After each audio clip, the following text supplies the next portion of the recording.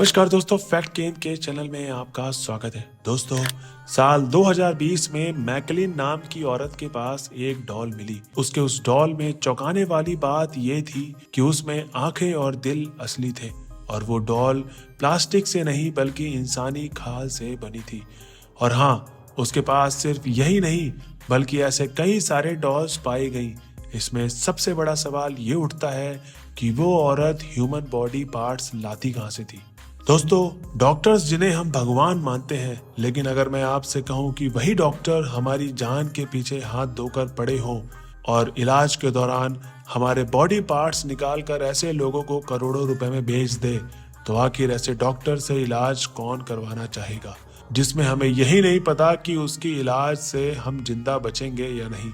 ऐसे में बहुत सारे केसेस सामने आ रहे हैं। उन्हीं में से एक केस ऐसा भी था दोस्तों कि डॉक्टर जो कपल थे, मतलब हस्बैंड वाइफ दोनों डॉक्टर थे और अपने ही पेशेंट्स के बॉडी पार्ट निकाल कर उन्हें ऑनलाइन बेचा करते थे। सिर्फ जिंदा ही इंसान नहीं बल्कि डेड बॉडीज के पार्ट्स भी निकाल कर मार्केट में तस्करी करते थे। उनका ये नेटवर्क कई देशों में फैला हुआ था। दोस्तों, ये सिर्फ भारत में ही नहीं बल्कि पूरी दुनिया में घिनौनी चीज हो रही है। ऐसे ही कुछ चीन में भी हुआ था। कई मीडिया रिपोर्टर्स ने दावा किया कि इन ह्यूमन बॉडी का मांस बेचा जा रहा है और उसके कई सारे फोटोज और वीडियोस भी सोशल मीडिया पर वायरल हुए थे। भारत में भी डेड बॉडी उनकी डिग्निटी को लेकर कोई स्पष्ट कानून नहीं है। हमारे संविधान में जिंदा इंसान को तो सम्मान के साथ जीने का हक मिलता है, लेकिन जब बात डेड बॉडी की आती है तो कानून में इसके बारे में कोई स्पष्ट उल्लेख नहीं किया जाता। यही कारण है कि कर्नाटका हाई कोर्ट ने एक ऐसे व्यक्ति को बरी कर दिया था जिसके ऊपर एक डेड बॉडी के साथ रेप करने का आरोप लगा था। कोर्ट का कहना था कि कानून में जिंदा लोगों के साथ रेप की स्थिति में सजा का प्रावधान है।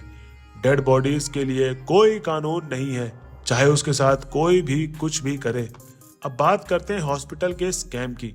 आज हॉस्पिटल में भी मूवीज जैसे स्कैम हो रहे हैं। वहीं दोस्तों, पुलिस ने एक ऐसे शख्स को गिरफ्तार किया जो खुद को डॉक्टर बताता था, लेकिन असल में ये एक ऑटो ड्राइवर था और इसके पास मेडिकल की कोई डिग्री नहीं थी।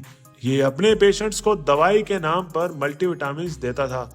इनके इतने साइड इफेक्ट्स भी नहीं होते और फर्जी डॉक्टर बिना कुछ सोचे समझे मल्टीविटामिन लिख सकते हैं। पेशेंट्स को मेडिकल टेस्ट कराने के लिए अपने मेडिकल सेंटर के लिए रेफर कर देता। मेडिकल सेंटर में भेजने के लिए एक पेशेंट पर इसे 35% का कमीशन मिलता। अब हॉस्पिटल का खेल शुरू होता है। अब इसमें पेशेंट्स के फेक टेस्ट तो करवाए जाते और उससे बड़ी बड़ी बीमारियां बता दी जाती थी। ब्लड टेस्ट का खर्चा, बीमारी का खर्चा, ऑपरेशन का खर्चा, इन सब को मिलाकर पेशेंट का लाखों रुपए का बिल तैयार हो जाता था। पेशेंट को कोई बड़ी बीमारी भी नहीं होती थी, बट फिर भी उसका नकली इलाज कर दिया जाता था। ज्यादा पैसे कमाने के लिए नकली सर्जरी तक कर दी जाती थी। इस तरह से रैकेट चलाया जाता था और लाखों करोड़ों रुपए भी कमाया जाता था। दोस्तों, भारत में 57% डॉक्टर्स के पास तो डिग्री तक नहीं है और इनमें से 30% तो ऐसे हैं जो सिर्फ 12th पास हैं।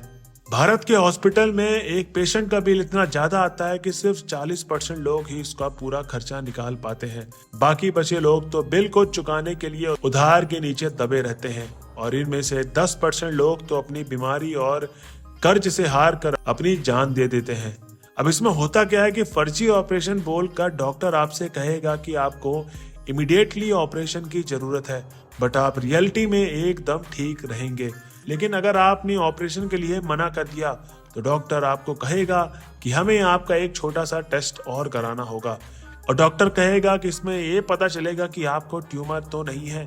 हम में से अधिकांश लोग ट्यूमर का नाम सुनते ही डर जाते हैं। डॉक्टर से बिना सवाल के ऑपरेशन के लिए हाँ कर देते हैं और डॉक्टर इसी बात का फायदा उठाकर झूठा ऑपरेशन भी करते हैं। तो चलिए अब बात करते हैं सी सेक्शन स्कैम के बारे में। दोस्तों, एक रिसर्च से पता चलता है कि प्राइवेट हॉस्पिटल में जाने वाली प्रेग्नेंट औरतें 55% की डिलीवरी तो सी सेक्शन के जरिए ही की जाती है। उनमें से भी 15% की डेथ हो जाती है। उन्हें सिजेरियन की जरूरत भी नहीं होती, फिर भी जबरदस्ती उनका सिजेरियन ऑपरेशन कर दिया जाता है, क्योंकि नॉर्मली के मुकाबले सिजेरियन ऑपरेशन में बहुत ज्यादा पैसे मिलते हैं। और अगर हम गवर्नमेंट हॉस्पिटल की बात करें तो वहाँ कुल मिलाकर 20% तक ही सिजेरियन ऑपरेशन किया जाता है। वही दोस्तों डॉक्टर्स कहते हैं कि सी सेक्शन सिजेरियन बहुत कॉमन और सेफ है, लेकिन इसके जोखिम के बारे में कोई कभी बात नहीं करता। सिर्फ अपनी सेफ्टी के लिए हॉस्पिटल के फॉर्म पर साइन करवा लेते हैं। कई केसेस में तो हॉस्पिटल और डॉक्टर पेशेंट्स के मरने तक की खबर को नहीं बताते और यहाँ तक कि डेड बॉडी भी हॉस्पिटल का पूरा बिल चुकाने के बाद ही देते हैं। वही दोस्तों कोविड के आने के बाद तो लोग कुछ ज्यादा ही डर गए थे और ये डॉक्टर इसी बात का फायदा उठा रहे थे। डॉक्टर्स हर रोज लाखों रुपए के स्कैम कर रहे हैं क्योंकि मोस्टली लोग कैश में लेन देन करते हैं और अनएजुकेटेड लोग तो बिल तक भी नहीं मांगते, जिससे हॉस्पिटल को बहुत प्रॉफिट होता है। इसलिए आपको थोड़ा अवेयर होना होगा और अपने बिल और अपनी हेल्थ को लेकर डॉक्टर से सवाल जरूर पूछना होगा। वही दोस्तों मेडिकल फील्ड में ह्यूमन बॉडी पार्ट्स की कमी के चलते देश और दुनिया के ब्लैक मार्केट में बहुत ही ऊंचे दाम पर बॉडी ऑर्गन्स बेचे जा रहे हैं जो कि गैर कानूनी तरीके से हासिल किए जाते हैं। वही दोस्तों भारत में बॉडी पार्ट्स ना मिलने से हर साल करीब 5 लाख लोग दम तोड़ रहे हैं। इस सिचुएशन में पूरी दुनिया में 7.8 लाख लोगों की हर साल किडनी फेल होती है और इसमें से 60,000 को ही टाइम पर किडनी मिल पाती है। वहीं 2 लाख लोगों के लिवर फेल होते हैं, इनमें से सिर्फ 20% ही बच पाते हैं और 50,000 लोगों के साथ हर साल हार्ट फेलियर होता है, जिनमें से 15 लोग की ही जान बच पाती है। दुनिया में ऑर्गन ट्रांसप्लांट की लिस्ट बहुत लंबी होती है, इसलिए दुनिया भर में अमीर लोग ब्लैक मार्केट से ऑर्गन्स खरीदते हैं, जहां धोखे से लोगों के बॉडी पार्ट्स निकाल कर बेचे जा रहे हैं। ब्रिटेन की नेशनल लाइब्रेरी ऑफ मेडिसिन की एक रिपोर्ट के अकॉर्डिंग दुनिया भर में हर साल लाखों ऑर्गन्स और गैर कानूनी तरीके से ट्रांसप्लांट होते हैं। इससे मानव तस्करी करीब 14,000 करोड़ रुपए तक की कमाई करते हैं। वहीं दोस्तों डार्क वेब पर ऑर्गन्स का अलग अलग मार्केट चल रहा होता है। इसमें जो ऑर्गन जितना इंपॉर्टेंट होता है उसकी प्राइस भी उसी के अकॉर्डिंग फिक्स होती है।